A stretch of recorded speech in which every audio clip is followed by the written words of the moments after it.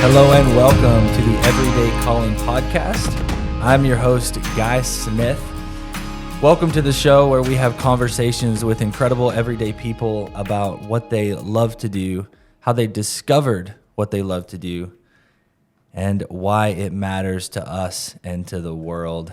It's good to have you today. Glad to be here. Today we have a wonderful guest, Kevan Emhoff. Good to have you. Thanks.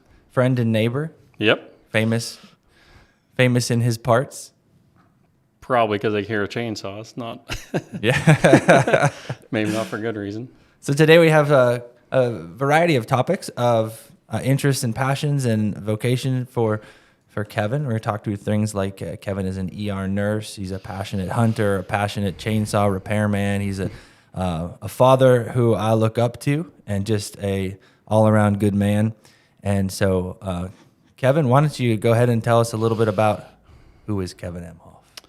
So, like you said, I'm a ER nurse by trade. That's what I do, 40 hours a week, Got into nursing, I guess it was kind of an afterthought when I started college. I initially started undecided, went for 2 years, took a little bit of time off, actually. Wasn't real sure what I wanted to do, so took a little bit of time off college. And my dad always would tell me, you should go to be a nurse. You'd be good at that. You should go to be a nurse. Because I always liked medical stuff. Never really thought much about it, though. I just kind of passed it off. Didn't really think that was even an option. Didn't think that was where I would go. I always liked history, different things like that.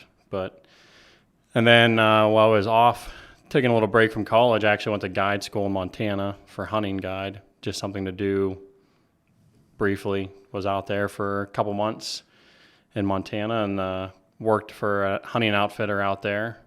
When I came back, though, my one friend, she was actually in nursing school at that time. She had just started, I think, in the fall, and it was, say, like January, and she kept telling me, you should look into going into nursing school. I think you'd be good at it. So then I started thinking, well, my dad always told me that.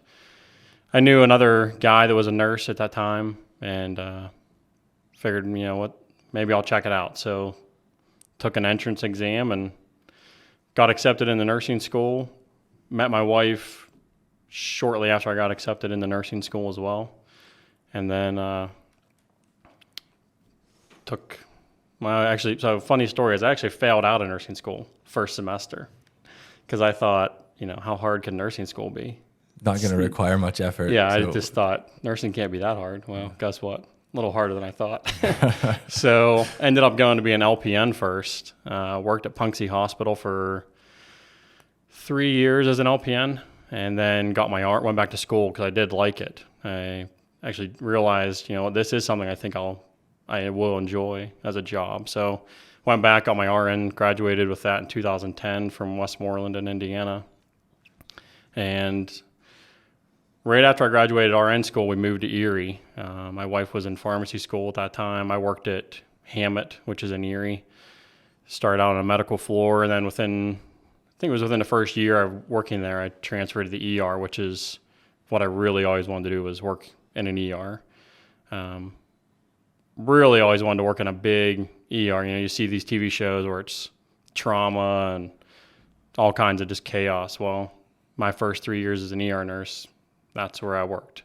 It was a trauma center, so anything and everything you can imagine, I've seen it. I've dealt with it, shootings, stabbings, people getting hit by cars, what you name it. I mean, there's not much I haven't seen. So I've been doing ER now for 11 years. I've worked in 4 different ERs, worked in Erie for 3 years, worked at a hospital down in Harrisburg as well for a year, and then I went back to Erie for another year.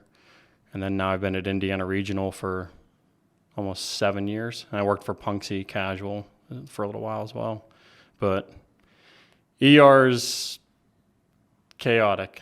I would say ER nurses are like a jack of all trades and a master of none. We know a lot about a little, or we know a little bit about a lot of stuff. But I always thought it was interesting to see how far you can push the human body and what you can bring it back from. Mm-hmm. So seen a lot of, bad things. But it's been fun. So like, is it the adrenaline rush of the ER? Is that what you love? Yeah, I think so. Because you can go from literally a day where you're sitting random slow day, nothing's happening. You just kind of riding through, and then all of a sudden, in 10 seconds, the whole ER has erupted because you have one bad patient that comes in that requires multiple nurses, doctor, respiratory therapist all at once to take care of that patient. And, it's literally it's a matter of seconds on some of those things. If you don't do the right thing, you might miss your opportunity and that person might be gone.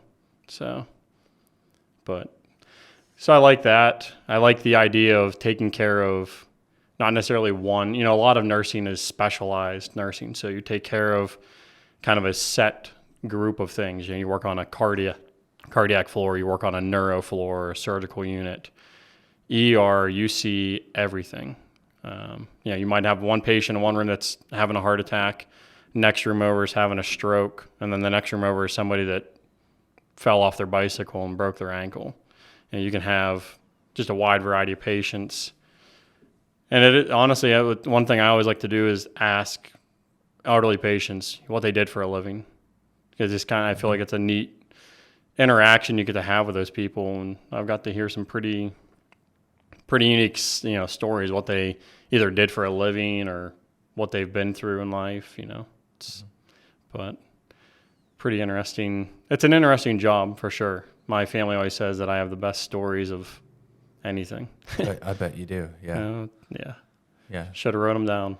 Yeah. You really have to think on your toes. You got. Yeah. Because you never know. You don't know what's walking through that door. Yeah. When I'm training newer nurses, I always tell them, I always like to, if I have something coming in, your ambulance calls, report, and tells you what you have coming in. I always say, prepare for the worst and hope for the best. Get everything you can ready before that gets there, because having it ready might be the difference of that person living or dying. You never know. Literally, there's times that seconds make the difference. But yeah. Well, I'll tell you what. Anytime I have an accident or a tragedy or even something simple like cutting my finger, I'm always thankful for guys like you, because I got to get there quick. Yeah, there's a lot. There's anything and everything comes to the ER, and some of it necessarily need to come to the ER. No, but that might be the only thing that person knows to do in that scenario. So it's because they may not need to be there, but they know that you're there 24/7, so they can walk in and they can find care, even if it's something simple. Yeah, it's the constant. There's always that option for treatment. So middle of the night, somebody decides their sore throat is too bad, they're coming to the ER 3 a.m. But do you ever find that it's difficult to when you're kind of bouncing back and forth between a Band-Aid or a sore throat and then a severe car accident, or you talked about shootings and stabbings when you were up in Erie, how do you have trouble like staying compassionate towards some of these people that you're thinking, man, just go take a Tylenol? Yeah, it's definitely a challenge. I was interviewing for a position a while ago, and I don't even remember. Well, I think they'd asked about what you would do to try to get staff to improve the patient's experience. And I said, one thing I always try to keep in the back of my head is to remember that, when somebody's in the ER, it's probably not their best. They're not their best self. A lot of those people are going through, whether it's family or the patient, they might be going through the worst experience of their life. So always try to keep that in mind, that you're not dealing with the best person that they are in that moment. But it's still challenging though, because like when you have somebody that's yelling at you because they haven't been seen yet, and they've been there for 2 hours, and literally almost every day I have this conversation with someone in the waiting room because I'm a charge nurse, so I get to deal with I'm like the complaint person at the the lost baggage at the or at the airport. Everything funnels to me for complaints. But say they come in for a toothache and they're getting mad because 5 patients after them have gone back to a room, but they haven't.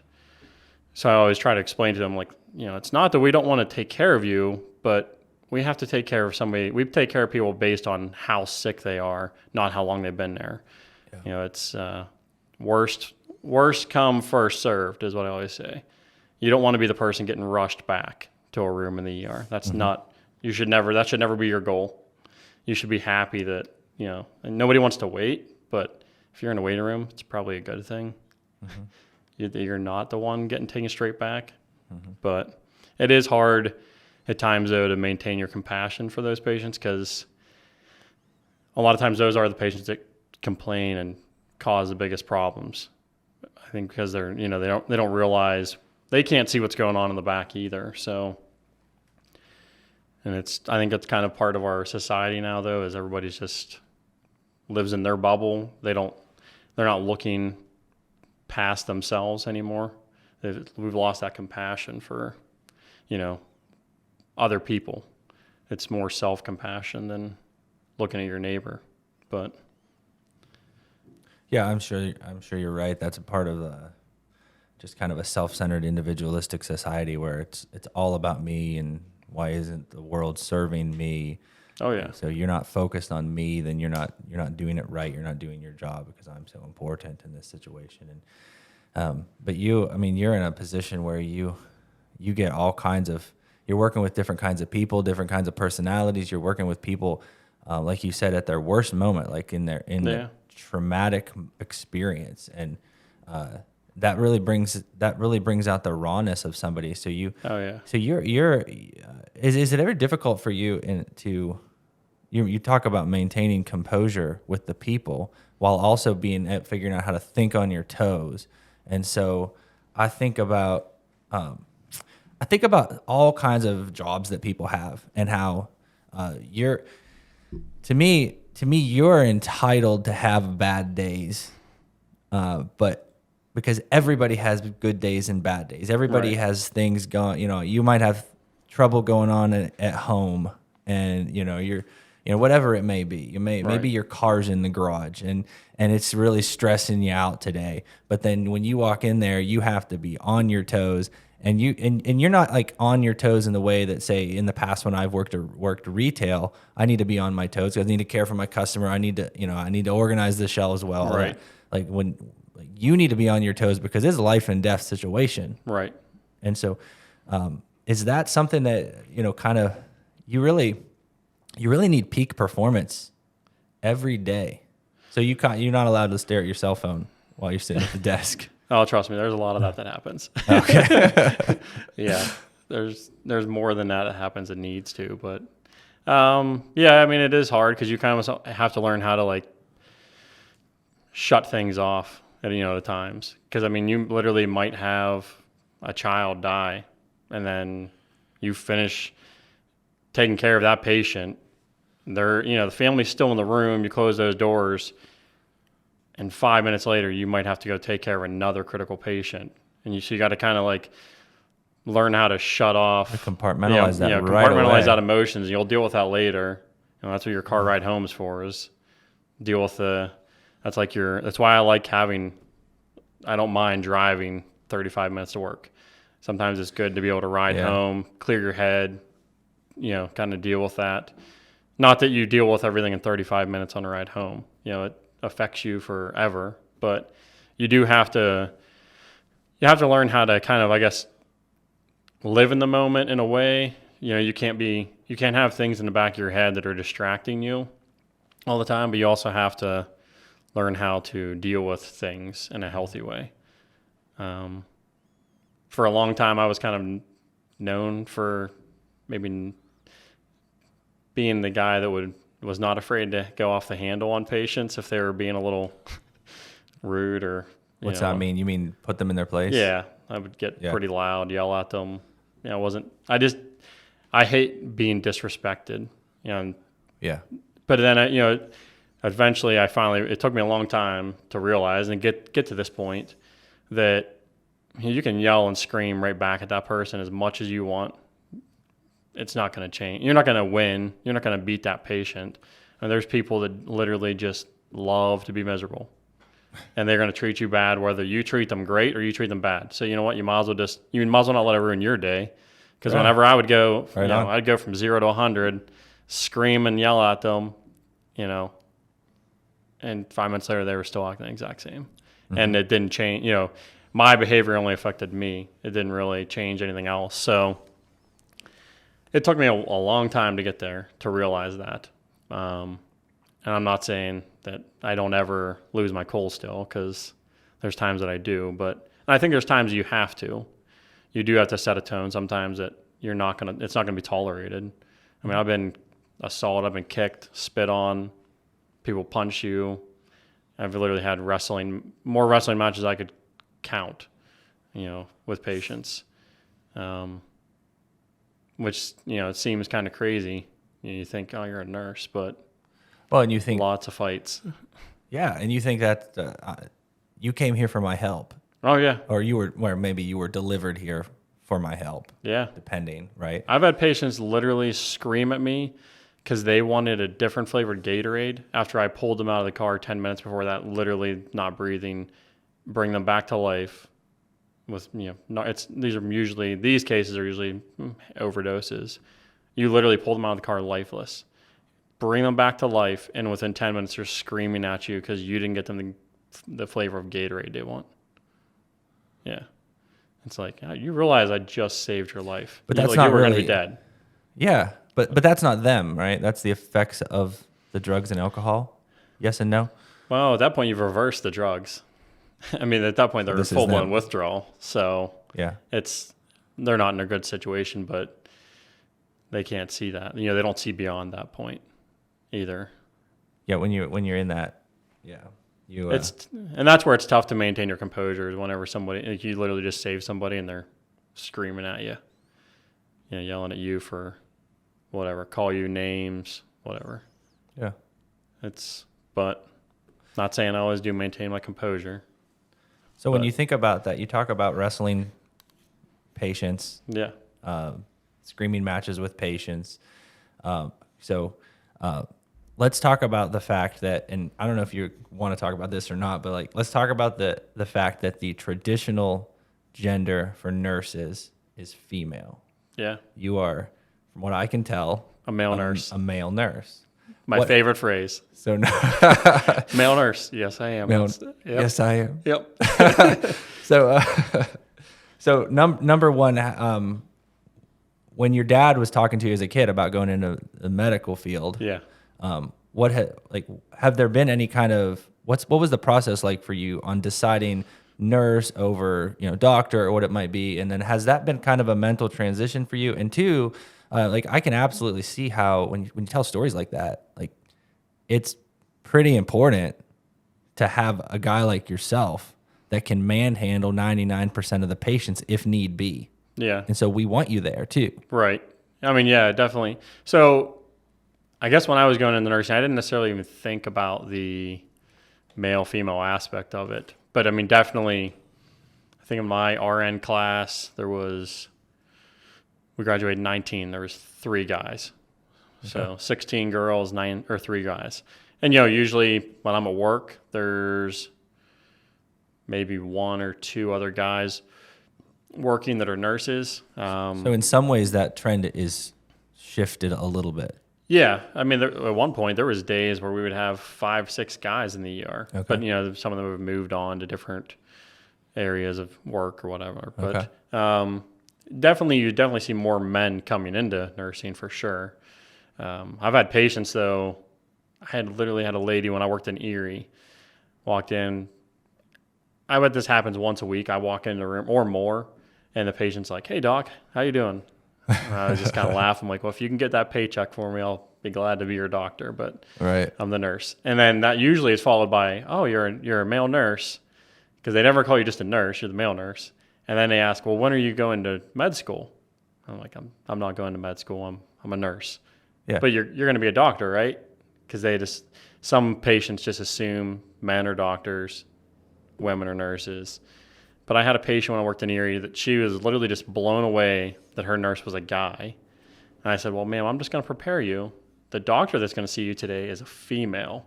So I don't want to, upset you too much, but you're going to have a female doctor as well. But yeah, it definitely does help having guys in the ER, and healthcare period. I mean, healthcare workers get assaulted a lot. It's not an uncommon thing in healthcare. ER nurses, I know our hospital, we're 75% of all physical altercations happen in the ER. Just because, you think about our population. Somebody gets brought to the hospital because they're drunk. They're in the ER. Drug overdoses, mental health patients. That's a lot of your assaults are from those patients. And those patients are in the ER. But, it definitely, from thinking for the female nurses that I work with, yeah, it would be scary a lot of times. There's times, I've had patients that scare me, and I'm not saying I'm a master at fighting or anything like that, but I can usually hold my own. But yeah, if some of these patients decided and there was only females around, it could be a very scary situation.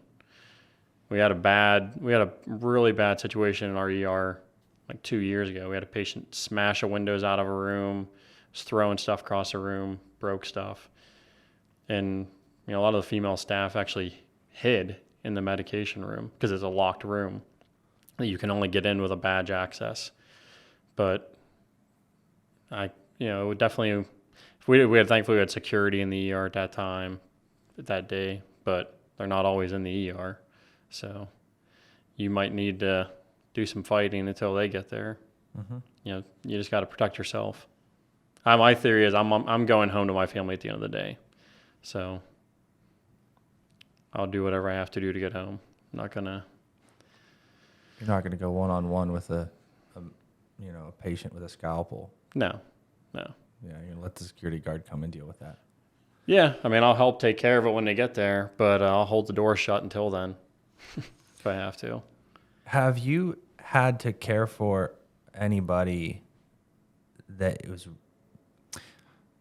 in terms of you're obligated to care for them even though you don't want to, in terms of a criminal, someone maybe after they've attacked you, or someone who's committed an awful crime and you're obligated to care for them? What is that experience like?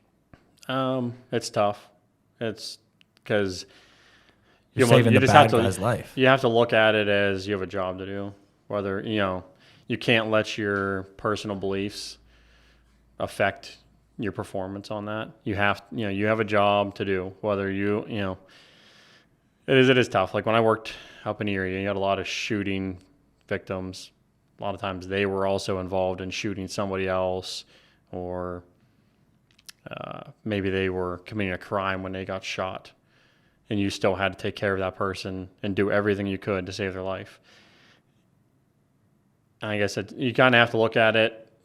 Obviously everyone's not religious, but you kind of have, if you are religious, you need to look at it as it's not your job to judge that person.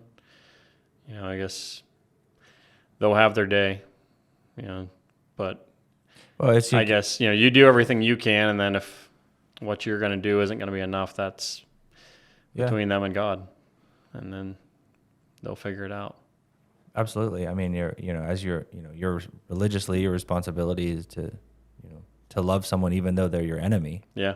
And so that's like a physical way that you get to care for them. Right. And it is hard. It's hard not to pass judgment on people. Yeah. Especially, that job. You deal with every different type of person out there is. Whether you agree with their personal beliefs or what they do, you have to overlook that. You've got to look beyond that and just treat the patient, not the person. Yeah. But it can be tough. Mm-hmm. I used to always look at when we used to deal with a lot of overdoses. I used to pull a person a day almost out of a car, lifeless. And there's times I pulled the same person out of a car 3 times in a week. And it's, and you hear all the time, oh, we need to stop doing that. We need to stop bringing them back. You need to let that person just, they obviously aren't getting it. And, I used to almost kind of have a little bit of thoughts where you're like, is this the right thing to be doing, to constantly just, you keep giving this person a chance and they clearly don't care. But then once I had kids, that definitely changed my viewpoint, because I always think, if one of my girls ever got in that position, I'd want them given every chance they have. So hopefully, maybe the next time is the time that it clicks for them. Maybe that's when they'll figure out, hey, I need to get my life together. But it's not my job to make arrangements for them to get judgment day sooner. So. Right. Yeah. You certainly don't want to shove people that way. But no. And that's, I think, one of the moral things that's just, that you have to overlook. Or like you can't be judging somebody on that. You just have to treat them and do what needs done. But. Yeah.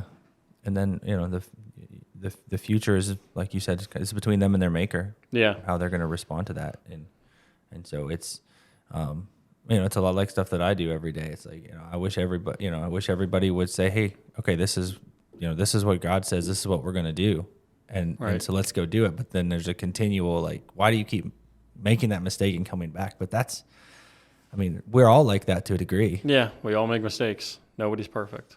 Yeah. And we all, how frequently, from, even things like dieting and exercise, like I know how to do it. Oh yeah. I got the knowledge, I just don't always have the will. And so it's the hardest part. So it's difficult. We almost have to look at ourselves sometimes and say, okay, yeah, like it's just maybe not as extreme, but it is still there. Right. Yeah. It's a challenge for sure. Talk to me a little bit about what COVID was like in the ER. So when it first started, obviously I actually got back from a cruise on, I think it was March 14th of 2020. And the week I was on the cruise, we literally, the world exploded as far as the U.S., I guess. It was like the U.S. decided it's time to get real. We got back on a Sunday, I think it was. We came home, we're like, oh, we gotta go get groceries. There was nothing in the stores. We were like, what in the world happened? We didn't even know, but they had shut the port down and weren't going to let us in initially. They weren't going to let our cruise ship back in. You almost had to spend 14 days on the cruise ship. We didn't even know this. So they announced it at dinner that the governor of Maryland decided to let our cruise ship into the port. We were the last cruises. They shut the cruise lines down then when we got off the boats. But so I came back to work, I'm not sure what day it was that week. We had a military type tent set up outside. There was a nurse out there with a physician assistant taking care of patients that had cold symptoms. And we hadn't even seen a positive patient at our hospital at this point.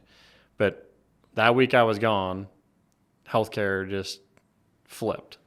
Everything we knew about our job, it was completely different. And then for a while, we really weren't seeing what you saw, you remember like what was going on in New York City. It was just chaos. We weren't seeing that. We were just, you'd maybe have a COVID patient here or there, but they really weren't too sick. Because the population of Indiana is what? Like, I think it's around 100,000, I think. Indiana the town? Indiana County, Pennsylvania. That Indiana County is 100,000. Is that what you're thinking? I think it's somewhere around there, but okay. I could be wrong. Okay. But the city is more like 10 to 15, right? Yeah, I think 14, 15,000, somewhere in there. Okay. So that's drastically smaller than New York City is my point. Oh, yeah. Yeah, so your density and the numbers you're dealing with are going to be lower. But then that fall, right around Thanksgiving, we got hit with the first wave of like what it really, bad times. And it was pretty bad then. A lot of patients in the ICU, a lot of patients on our medical floors, people dying every day, and we're all just trying to figure out what do we do?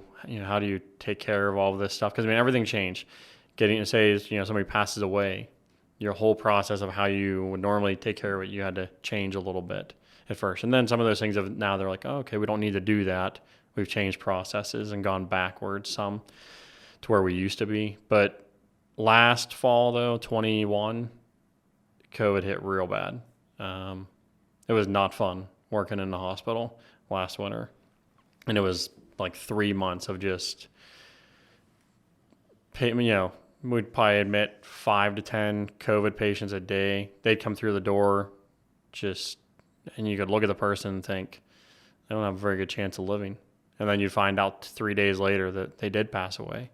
The ICU, I think the one weekend we had 12 patients pass away in 2 days in our ICU. It was just, there was times people were waiting for an ICU bed on one of our medical floors.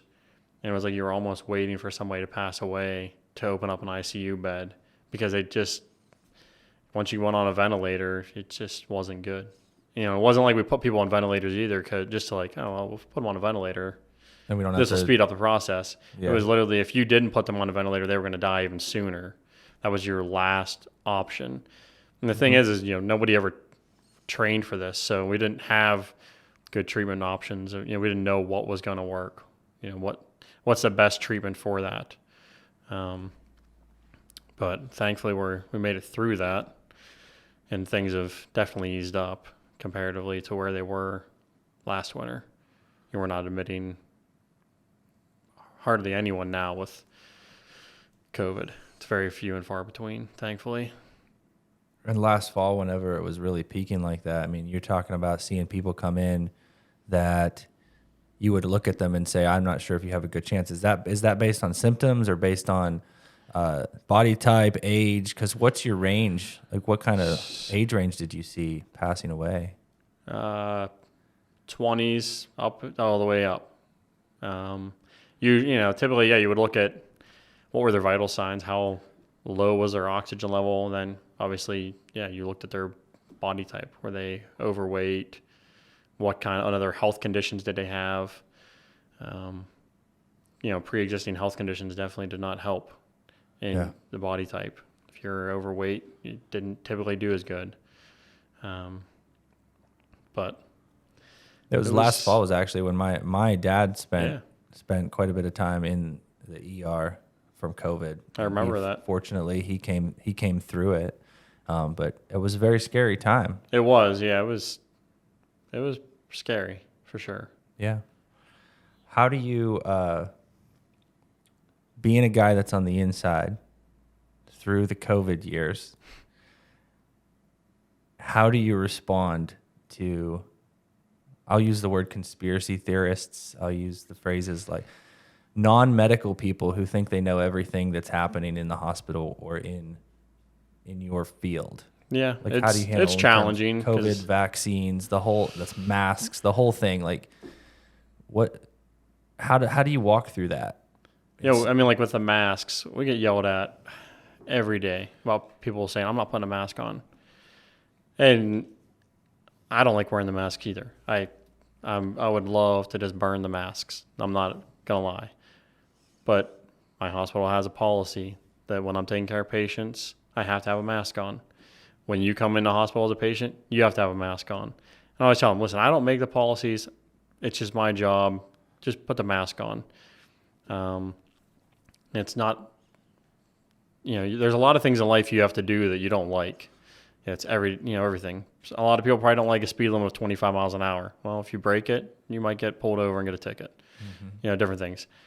So I always tell people that we have freedom in America as long as you stay inside the lines. Yeah, there's limits to your step freedom. out. The government will swoop in. You're free to a point. They have cells for people like that. But we've definitely, we had a lot of people come in last winter that you could, walk in the room and you'd see them. You're like, oh, they've got COVID. Like this person's got COVID pneumonia.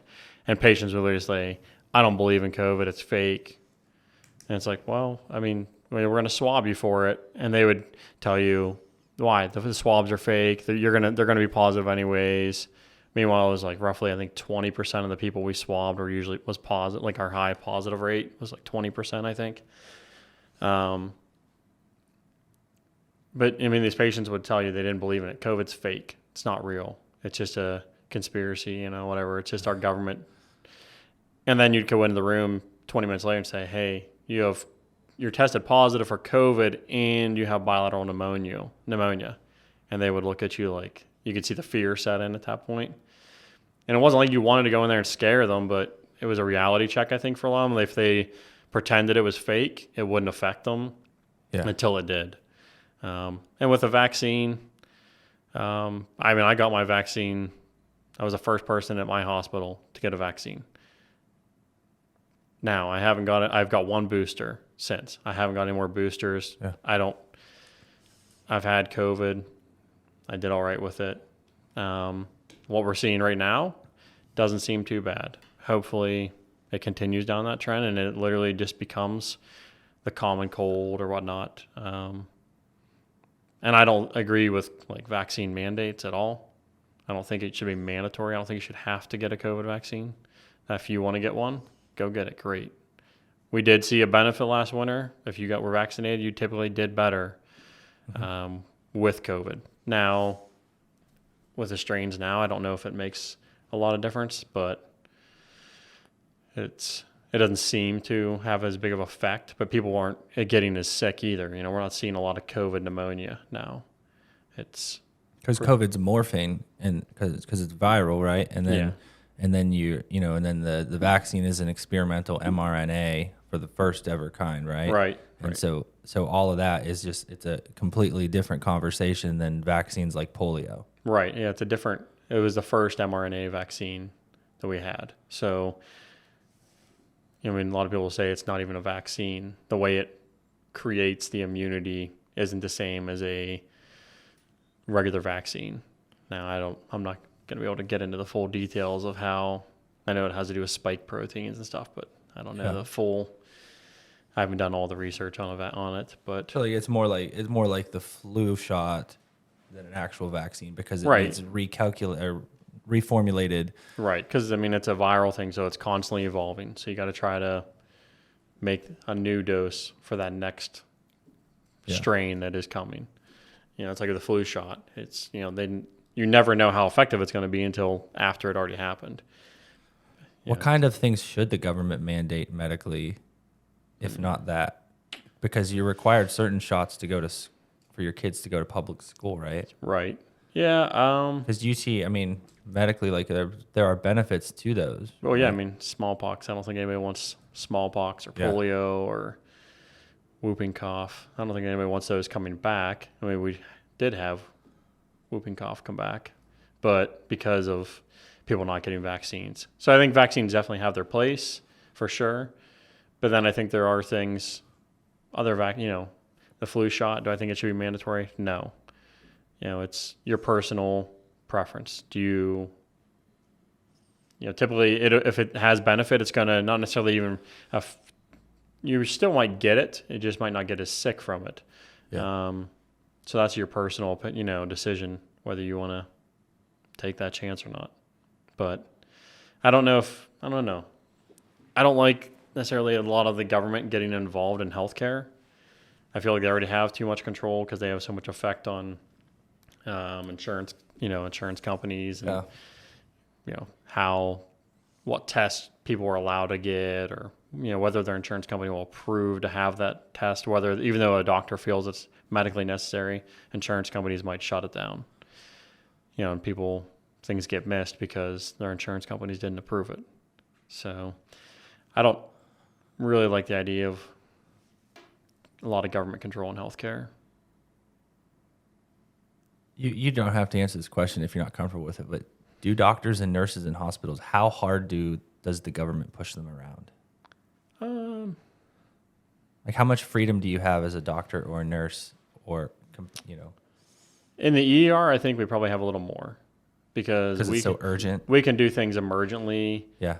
That if you had to have it outpatient would take maybe months to do, which is why some people come to the ER hoping that they can get it done. But that's when we have to step in and evaluate them and see, like, is this really something that's needs emergently evaluated, or is it something that can wait and have that outpatient done? Because when you do something emergently, so say you need to come in and you need an MRI of your spine. We were concerned maybe like some kind of spinal cord injury or something, okay? And you need an MRI of your spine or your brain for a certain type of stroke. there's somebody probably already scheduled for an outpatient test, an outpatient MRI. So when you come in for the ER and we decide you need one emergently, you're going to bump to the front of the line. So somebody is now going to sit and wait longer for their test. So we still have to in the ER, you have to evaluate that person and see, is this medically necessary right now? A lot of people don't realize too, the ER, our job isn't necessarily to diagnose what is wrong with you. It's to tell you what you don't have. You come in with belly pain, we roll out, is your gallbladder, is it your appendix, something wrong with your liver, your kidneys? And if all those things check out and it doesn't look like you have some kind of infectious process in your stomach, then you get sent home with a diagnosis of abdominal pain, non-specific abdominal pain. And people don't like that, but I always say, well, listen, we rolled out that you're not going to die from your abdominal pain today. Now you need to follow up with your specialist and see if they can figure out what's the root cause of this. So it's kind of like ER. ER is prove to me that I'm not going to die today. Do everything you can to keep me alive today. And so you're gonna send people. You're gonna get people stable, and either send them home or to the floor. Yeah, our job is to get you to the next step. Yeah, not necessarily to fix you.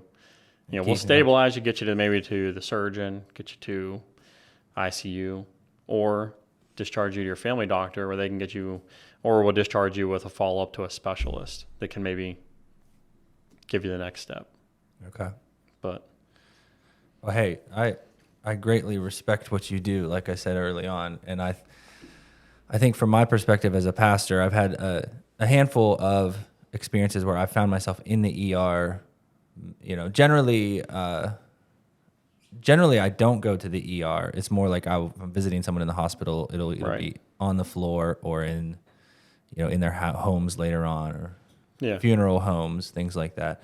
But there have been cases where I find myself going into the ER and meeting with families, even in some instances where family members are making decisions about the next step for their loved one, that we're either going to, send them on to the next surgery or the next treatment, or do we let them pass? And those are very difficult, in some ways, ethical, moral conundrums that you really have to pray through and wait through. And you're the guy on the inside that's trying to give the best medical advice that you can without answering the question.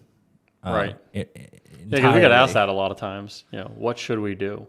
You have somebody there that's kind of at the tipping point of, if you don't do something, they're going to die. If you do something, they may live, but they may still die. And, people will ask, what should we do? And you're not really supposed to give your personal opinion.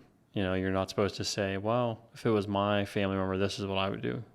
Yeah. You can't really do that. You have to let them make that decision. But you can say things like you talked about, like the COVID ventilator, like ventilating people for COVID. It's like, this is your decision, but I want you to know that if you don't let me do this, your odds of survival are diminishing drastically. Right. And so those are difficult conversations that you have to have. Yeah, for sure. And so then that translates just how you kind of mentioned kids, like how has the ER helped you in your fatherhood? Like you're a better dad. Oh, yeah. I mean, it definitely makes you appreciate your children. I mean, every minute with them, because you can just see how your life can change in literally a minute. You see a parent lose a child, their world is gone. And you've seen this. Oh yeah, unfortunately, yes, multiple times. And that's the only thing I feel like I'm afraid of going to work every day, is having a child pass away. Everything else I can handle, adults passing away. Not that I want to see it, but I feel like it's more part of life. But when you see a kid pass away, that's it's not supposed to happen. Yeah, you're not supposed to bury kids. Mm-hmm. But it definitely gives you a greater appreciation for your own family. And then, too, seeing kids get hurt, you look at things, you're like, oh, man, I've done that my entire life. And it makes you look at everything differently. Or you see kids that come in neglected, mistreated, abused. Yeah. And that definitely it changes you. I mean, It would have to. Yeah. If it doesn't, I always say if you get to the point where you can see a child pass away and it doesn't tear you apart, probably time to get a new profession. You need to check out because you're burnt out at that point. Yeah, you've become too callous. Yeah, if you've lost that compassion, you're not in the right career anymore. And there's nothing wrong with that. I mean, I feel like it is something that over time you kind of shut yourself down. So you don't try to get emotional about things, but I feel like you should have that emotion still because it makes you a better person, a better nurse, I feel like, if you have that compassion. But if it doesn't, I think anyone that's a parent that's in the medical field, it definitely affects how you parent, and makes you appreciate your own family better or more, for sure. Yeah. It's best, being a parent, so I always say it's the best job you have. Scariest, but it's the best job. Oh yeah. When you especially when you have your first baby, you look at the nurses and you're like, are you sure that you're going to let me take this thing home and feed it? I always tell people I'm pushing them up. Some people come to the ER that are in labor. So I usually, if I'm taking them upstairs, I always ask them if it's their first, whatnot.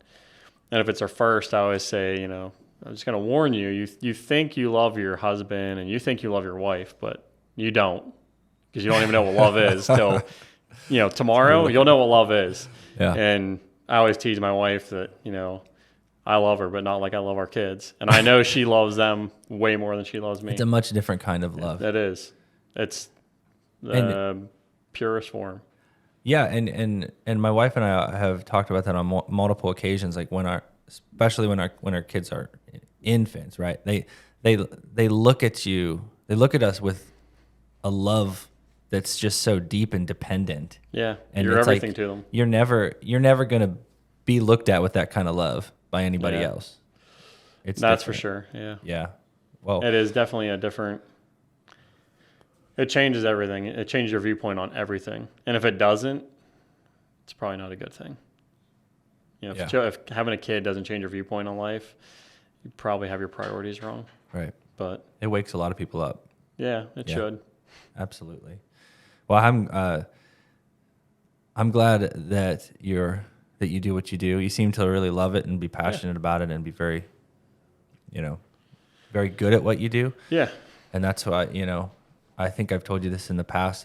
When I get hurt, if I can get to your hospital when you're working, that's where I'm coming first. Like, it's like, okay, so I can get to Punxsutawney Hospital in 10 minutes, but if I can stay alive for 35 minutes, I'm going to go find Kevin. Come on over. Yeah. Okay. Just give me a heads up. Okay, I'll call you. A warning call is always appreciated. I've got 40 minutes to live. I'm going to trust you with the last 5. 5 minutes can make a big difference. Prep time. Well, I appreciate you sharing all that with me. I wanted to talk about some of your hobbies. Let's kind of move away from vocation and into hobbies. You have a unique hobby that I don't hear about that often. I know lots of guys that do small engine repair, as a career even. But you are, you're not just a nurse for people, but you're like a chainsaw doctor, right? I guess in a way, yeah. Odd.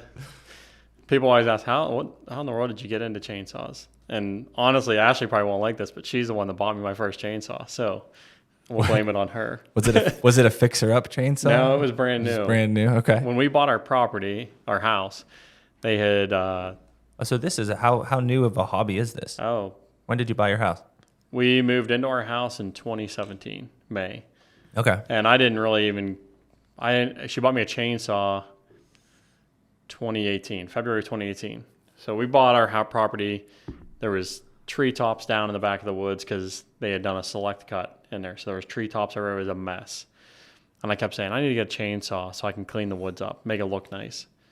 And she kept saying, you don't need a chainsaw. And I was like, just trust me. I want to get a chainsaw so I can do this.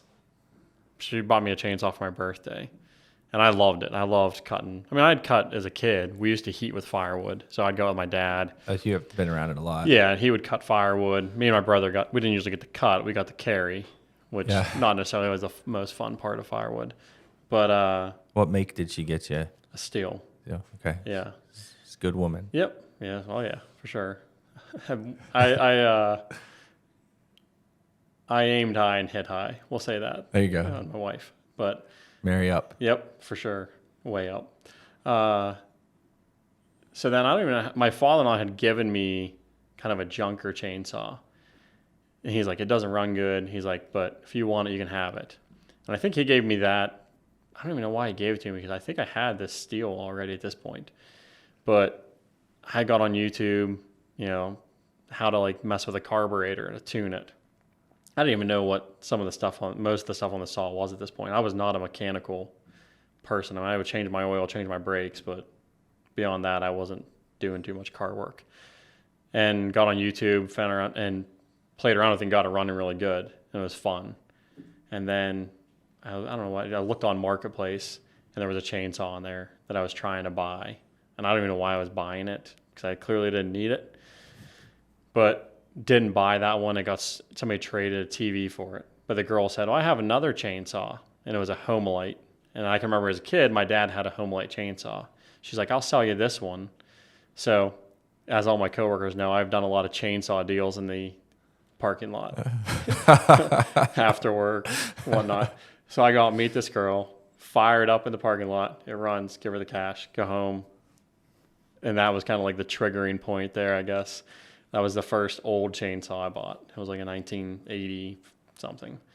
And then since then, I've probably owned 50 or more chainsaws. 50. Probably at least. I think I own like 50. Yeah, 50. Yeah. I probably currently have like almost 40 currently, but I've sold a lot of chainsaws. So a lot of those chainsaws are in and out. Like you're gonna repair it and then sell it, and then you also have some that you just summer want to collection. collect them. Yeah, summer collection. Yeah, I usually try to, like, if I'm buying saws, I try to buy them really cheap or get them for free. I have people give saws away because they don't run. So, they're just going to throw it in the garbage. I've literally got a chainsaw off the side of the road as well. And then I started, selling parts, fixing saws, selling them. It's just a, little hobby, something to do for fun. And I love running them. So it's kind of... Ashley thinks I'm a little nuts, I'm sure. Anybody that sees my garage is like, that's a lot of chainsaws. She wishes she'd have never opened that can of worms. Probably not. She probably wishes the woods were still a mess. But she does agree the woods look a lot nicer back there. Yeah. But, yeah, I mean, I have chainsaws from the 1950s all the way up. Most of what I collect, though, is American-made chainsaws, which there isn't any now that are made in America. None of them are. None. Not a single chainsaw made in America. Nope. Because even Homelite went residential and cheap since it's nothing like the 80s anymore. Chinese-made junk now. Yep. Yeah, I mean, I actually got your grandpa's saw running for you. Yeah. Yeah, you did a great job. So, yeah, that was the same saw I have. My first saw I bought as a hobby. What's your favorite American-made brand? So what's funny is people are going to think... a lot of people don't even realize that they were good chainsaws. Pull-on. Everybody thinks of pull-ons as just cheap Chinese junk chainsaws, but they actually started out. They were made in America for a long time. Back in the 50s was when they started, and that's for a long time I collected Homelite, and had quite a few of those. But I sold different ones, given them away. But now it's pull-on. It's kind of funny. People always laugh, like, you collect pull-ons? I'm like, yeah, not the pull-on you're thinking of. Like, you go to Walmart and buy it on the shelf that's junk. These are professional grade chainsaws. But, yeah, they were made in America until the 90s, actually, through the 90s. Okay. But, yeah, I've owned lots of brands, too. Anywhere. I'm not opposed to any chainsaw. I mean, I'll be glad to flip it for a project. You'll flip it for a project, yeah. And then you hang your favorite pull-ons. You hang them on the wall in the garage. Yeah. So would you prefer to repair or to just do you just you have a Saturday afternoon with nothing going on? The kids are off with somebody else, and you're like, you know what? I think I'm just gonna stroll through the deep, dark woods and cut some trees for no reason. See, my grandpa did that. My grandpa in his retirement, he got a wood chipper, and he's like, he would pay us when we were in high school. He'd pay us like $2 or $3 an hour to go help him. Yeah, farm wages. Yeah. To go help him. Just we'd go down to the farm and pick up sticks around the picnic area. And at one point, he got this nice new wood chipper, and he's like, I just want to pull it around the woods, and he'd pay us to just throw sticks in this thing and in the woods for no reason. Yeah. Yeah. I mean, it's right now. Obviously, I'm limited on how much time I'm running a chainsaw in the woods with a 2-year-old and a 5-year-old. That's the priority, I guess, is spending time with them. But whenever I have a chance, yeah, I'll go back, and if I have a tree that falls down on our property, I'll cut it up and split it in firewood. So, if you see a tree fall behind your house, you got heart palpitations. You're like, yeah, oh honey, I got to get out there. I'm gonna have to go back in the woods. Got a tree down. Absolutely. Yeah, Ashley probably gets sick of hearing about chainsaws for sure. Yeah, because I sell a lot of parts too. So you've got guys coming to the house for parts. Usually I mail them. Honestly, most of the stuff isn't local. eBay? Facebook through different chainsaw groups. But I mean, I ship them all over the U.S., Canada. That's neat. Yeah, so it's I guess it's a hobby that pays for itself. Like with Poshmark for chainsaws. Yeah, in a way. Good for you. I haven't bought one off Poshmark yet, but are they on there? Yeah, I think they are. Oh, I thought Poshmark was just closed. Maybe I'm thinking of another. There's like 100 different selling websites now, but absolutely. So ER nurse, chainsaws, and you're a big hunter. Oh yeah. That would be hunting. Are you more passionate about hunting or chainsaws? I would say hunting. Yeah, that's growing up. I mean, that's a lifelong hobby. Yeah, that's like what as a kid, I remember like you could not wait till your 12th birthday. That to me, that's like the biggest birthday of your life. I remember that. Yep. Yeah, it was like the night before the first day of deer season when you were 12 years old. I couldn't sleep. I was just so excited to go hunting, and definitely, I mean, it's something I've always done with family. So it's a lot of it is the tradition of it. We go on hunting trips. I've hunted out west a lot with my dad, my brother, both my brothers, I guess, as well. But that's, I love spending hunting, archery, rifle, flintlock, just being out in the woods. Love it. So thankfully my wife eats deer meat too, and the kids. She'll eat with you? Yeah. Oh yeah. My girls love it. So it's nice that they'll at least eat the meat, because otherwise it'd be a little hard to justify. What's your preferred season? Archery. Yeah. Archery, then flintlock.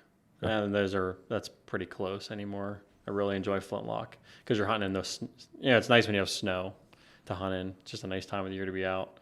We hunt as a group. Me, my dad, my brothers, a couple friends get together. So we've kind of made a tradition out of that, which is fun.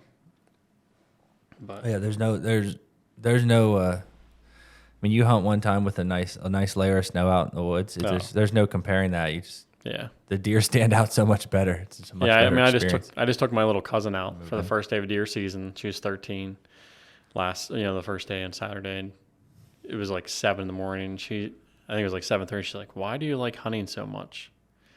Because at this point she was cold. So she's like trying to run through her head, like, do I really want to do this? What are we doing here? And I said, it's neat to watch the world wake up.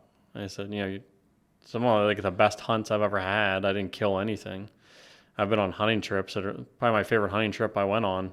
Didn't shoot a deer. Mm-hmm. I missed 2 with a bow, but it's just, the experience of being out there, spending time with your family, friends, seeing everything.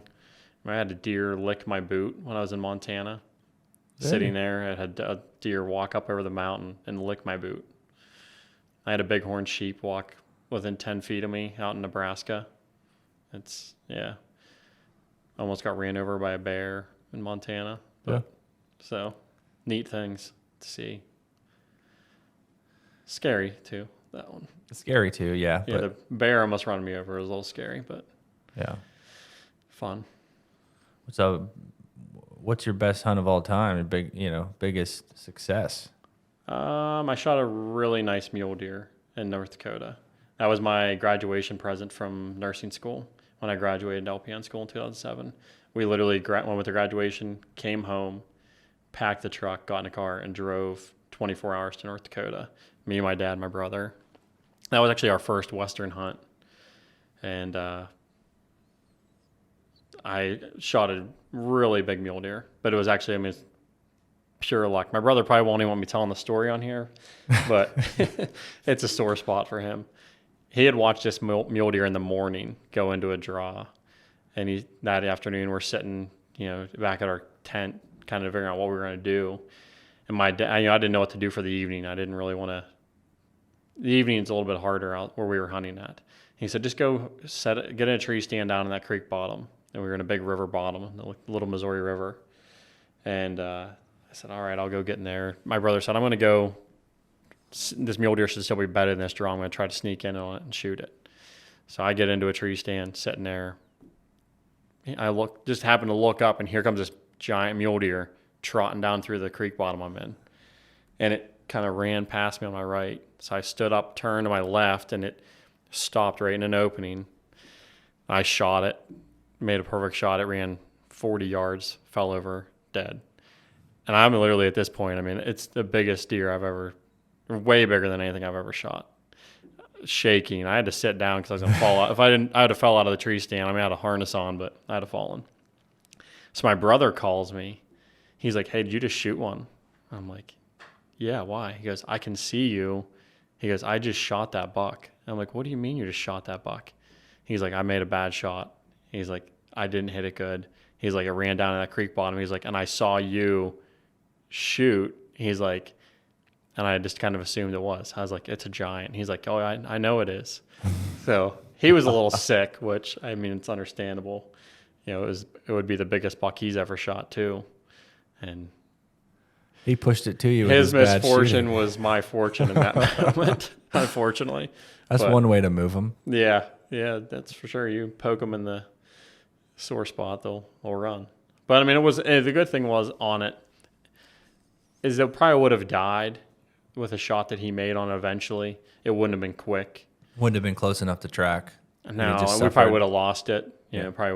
Coyotes probably would have eaten it. So it was one of those things where thankfully I did get I got a shot into it and killed it. I didn't even know it was shot. It didn't seem affected at all, by it. But so. You have that mounted? Yeah, I did get that one mounted. Yeah. Yeah. Yep. I have different ones mounted, but that's the only mule deer I have mounted. But okay. Yeah, they haven't made it to my house yet. The mounts, they're still at my parents'. Okay. Whenever I finish the basement, they'll make their way over. So, sometime. Yeah. So you collect chainsaws. You collect dead animals. What else do you collect? That's probably about it. Yeah. Yeah. I don't think there's much else I collect. Maybe I'll ask my wife. Maybe she knows. She might have another idea of something I collect. I don't know. Yeah. But hunting is good for the continent, right? Oh, for sure. It's a positive. Yeah. Hunters, a lot of people think hunting is cruel. You're killing animals, but realistically, it's for an animal's sake, it's the kindest way they die. Getting hit by a car and laying along the road, in a cornfield where somebody can't see you for 3 hours before you die. Not a real fun way to die. Getting drugged down by a coyote, starving to death. Because an older deer will starve to death in the winter. You have winter kill off every year. In Pennsylvania, out west, there's a certain percentage of animals that aren't going to make it through the winter. Now, is that intentionally instinctual? It's just, survival of the fittest. As a deer gets older, it becomes weaker. So it maybe doesn't have the physical stamina to make it to a food source. Or if there isn't a lot of food, they don't have a lot of browse that winter. You didn't have a good crop from, say, acorns or different nuts. There's not a lot to eat. They don't have the reserves that a younger, healthier deer would have going into winter. So they just, unfortunately, starve to death. and if you didn't have hunters and your deer population would just explode, you would have a lot more animals starving to death because they would be eating, there'd be so much competition for food. So it's. But that's the way old age is going to set in for a deer, and that's the way that they're going to go out. That or a coyote is going to, might, kill them. But yeah, unfortunately. Yeah, I don't think anybody would agree that starving to death is a real fun way to die. Not that dying, period. And that's the thing. Hunters, when you hunt, I don't enjoy seeing an animal die. Like when I shoot an animal, I want it to die as fast as possible. I want to make sure I make the best shot I can. Mm-hmm. I want that animal to not be struggling. That's good sportsmanship. It's, if you enjoy seeing an animal struggle, you shouldn't be hunting. I think that's something too, as you mature, you look at things differently. But even though I love hunting, you still have like a little bit of remorse for that animal. You're taking a life. It's do they have emotions and understand things like we do? I don't think so, but it's still a life. Yeah, you're taking life from that animal, but it's right. Yeah, but what I try to explain to Amelia, she's old enough. I feel like she kind of understands a little bit now that when we see deer, or turkeys or other animals, I'll say, those are, we shoot those to eat them. That's why God put animals on earth, is for us to eat. Not that we're going to eat every single animal out there, but animals do serve a purpose. Every animal out there is a food source for another animal in some way, shape, or form. That's why I think it's kind of weird that humans, there's a lot of people that think that it's so unethical to hunt. Like every other animal eats some form of living thing, whether it's, grass, trees, or other animals. You're eating something that's living. Mm-hmm. So why should humans be any different? It's the circle of life. Yeah. And we're given dominion over all the land and sea. Yeah. And hunters do a lot for conservation, more than anyone else in all reality. I mean, there's a lot of tax money that comes from everything you buy hunting-wise. There's a lot of money that goes to conservation with every purchase you make.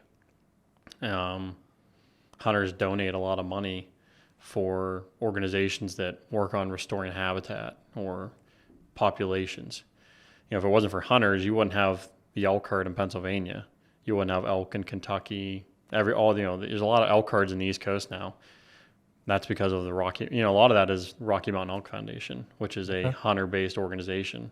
You wouldn't have that if it wasn't for hunters. So, people like seeing, we see bald eagles here now. When I was a kid, you didn't see bald eagles. And now through conservation, there's bald eagles. You have nesting eagles probably, a mile from your house? I do. Yeah. And the same eagles fly over my house. And it's pretty cool to see eagles. I never thought we'd see eagles in Punxsutawney when I was a kid. Yeah, they were always so elusive. Yeah, I don't even remember ever, when I was a kid, you didn't hear about them even in Pennsylvania. It almost made you think Benjamin Franklin was right when he suggested the turkey. Yeah. Because there are more of those. For sure. Certainly not a majestic animal, though, in comparison. No, they're definitely a strange-looking bird. But yeah. So you mentioned the elk in Benezet, Pennsylvania. I got to go there. My parents camp there every October, and we were there this fall, and we got to see a lot of elk. My understanding is they were able to get the elk to spend more time up on top of the mountain by the visitor center by planting food plots. Right. And so they've been able to manipulate the herd and treat the herd well, get them out of town, make it a little more, I guess, help them to move naturally where you want them to be. And so the elk are beautiful animals. Elk, caribou, moose. They're just beautiful. We have a lot more white-tailed deer where we live. Right. But, do you have any experience with food plots? Yeah. Yeah, my brother plants them every year. On family property? Mm-hmm. Yeah. We did 2 this year. We have one on my parents' place and one on our family farm.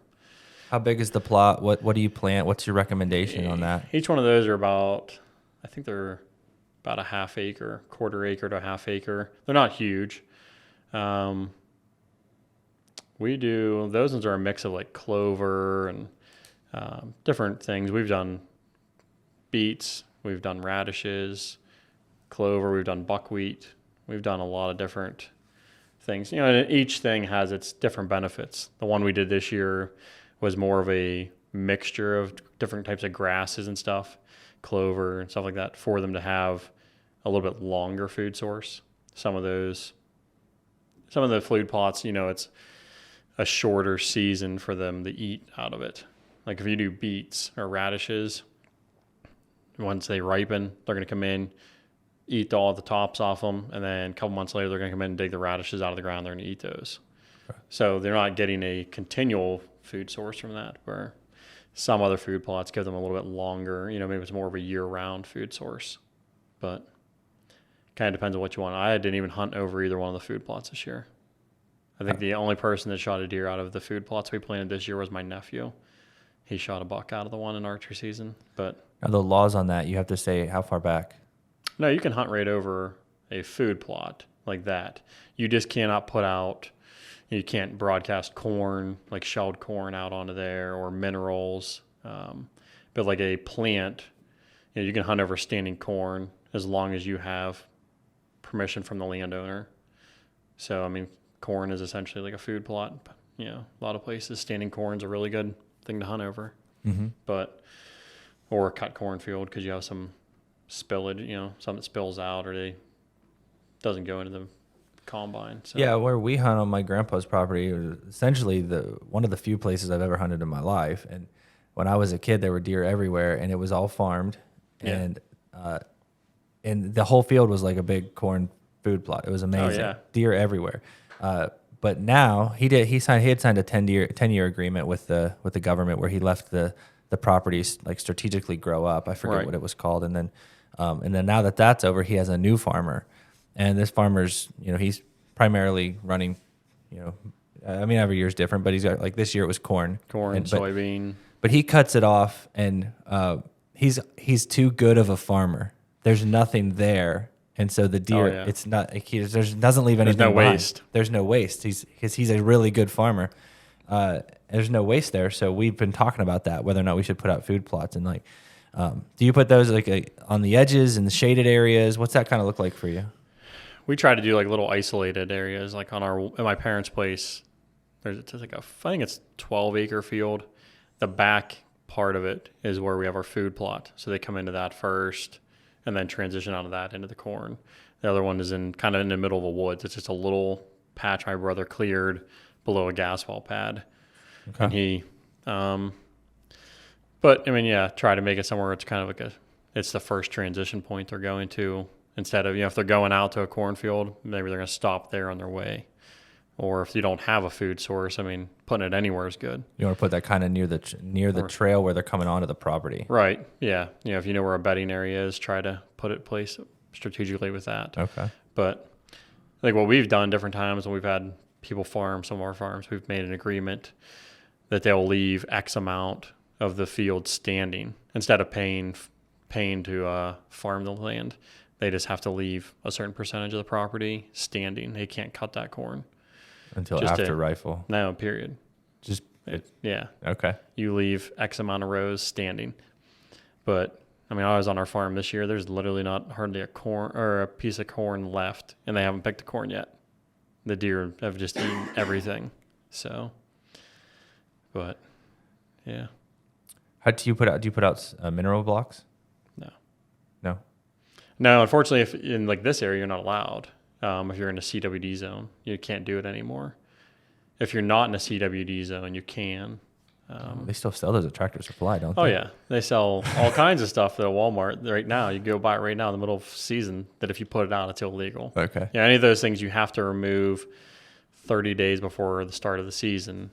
And like if you put a salt block out, if they can find trace elements in the soil, you can get in trouble for that. So you would have to like dig out soil to remove it. So it's just safer to not even bother with it. Deal with the There's blocks. so much in this area. There's so much feed. And we used to. Growing up, we always had a salt block. And all summer long there'd be a salt block at my parents' one tree. It was one of those things you put it out there just so you could see the deer. They'd come to it every evening. But yeah, it's now a certain place. If it's not CWD zone, you can still put those out. But if it's in CWD, they don't want it because they don't want deer congregating on one small area like that and possibly infecting other animals.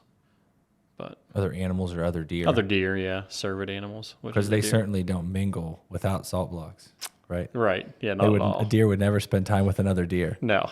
Yeah. Sounds like a great idea. Yeah. I'm not going to say I agree with the Pennsylvania Game Commission on much. Much or? Not much at all. Okay. Other states, yeah, their game commissions are phenomenal. Pennsylvania, not a big fan. Well, speaking of that, one last question. First day of buck rifle, moving from Monday to Saturday. Love it or hate it? I have mixed opinions on it. I understand. What I wish they would have done is kept Monday as the opener. And, Sunday hunting, I don't really disagree with it, or, it doesn't affect me. I'm not probably going to hunt. I haven't hunted on a Sunday yet. It's been legal maybe 3 or 4 years, I think, maybe now. Yeah, I'm thinking 2020 was the first year. I haven't hunted a single Sunday yet. Do I have a problem with people hunting? No. I mean, I understand that's the Lord's Day. You're supposed to relax. To me, hunting is like the most relaxing thing you can do. It's a hobby. To me, it's no different than fishing, and we've been fishing on Sunday. Exactly. Forever. Yeah. So I don't necessarily disagree with the Sunday part. I wish they still had it come in on Monday, just because I feel like people lost a lot of tradition over that weekend. That now you're hunting. People were going to camps, families were getting together. Like we always did Sunday, our family did a pancake dinner, and then Monday night we had a soup supper, and it's shifted around a little bit now. They could have just given you both Sundays. The first after the first Saturday, they could have given that Sunday, and then they could have had it go out on Sunday instead of Saturday, and you would still have the same amount of days of hunting available without ruining 60 years of tradition for Thanksgiving weekend. Because, a lot of businesses have hurt from it too. Absolutely. Like you go up to like Potter County, those, rural areas where a lot of people were going into camps. They were going into restaurants Friday, Saturday, Sunday, buying groceries. Now they're up there, Thanksgiving, you go to camp Friday and you're hunting all weekend. They're not going to the businesses. And so it has hurt. There's been economical impacts as well. Yeah. But as far, and then also the traditions. But yeah, there's a lot of tampering. I know the first year in 2020, the first year that they opened it on Saturday. My dad was adamant that he will never walk into the woods on a Sunday to hunt. And it was that very first year, right at the end, right at dusk, right in the final waning moments of this of the day. I shot the biggest buck that I've had a shot at in my whole life, and we lost. He ran a good 3/4 mile. We couldn't find him. We ended up tracking him too fast, and we bumped him too far, and then we pulled back. And so it was the very first Sunday. I had my dad out there at dawn with his orange on, looking for my buck, tracking my buck, and he said, "I will come, but I will not carry a rifle." I said, "Well, what if a monster buck walks out?" And he said, "I don't care. I'm not taking its life on Sunday." And so, conviction and principle. I guess. I had my rifle just in case. Hey, and we did find that buck laying in the creek 3/4 miles. Remember a big 8-point. Yeah. Yeah. It's a nice deer. It's no mule deer, but we'll take it. Hey, it's a nice whitetail. It's Pennsylvania. Yeah. Yeah. Well, Kevin, hey, I've had a blast talking to you today. Thank you so much for coming on. I'm glad I could make it finally. It was definitely fun. Good. Yeah.